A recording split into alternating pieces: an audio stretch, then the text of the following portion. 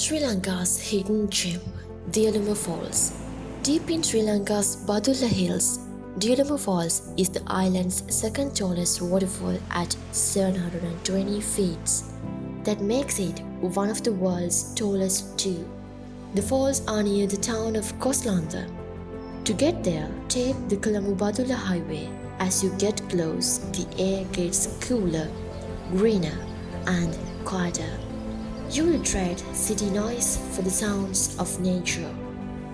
The water comes from the 𝙡𝙖𝙩𝙬 and crashes down a cliff, making a mist and rainbows.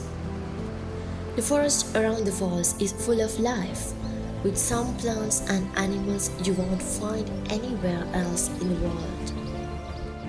In Sinhalese, Diyaluma means rapid flow of water or liquid light. There are even local stories about love and loss near the falls. The base of the falls is easy to reach by the local transport and is a cool place to escape the heat.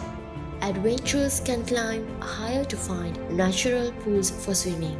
The view from the top is amazing. Diyaluma Falls is more than just a place to visit. It's an experience. You will see nature's beauty, hear whispers of history, and take a piece of Sri Lanka's heart home.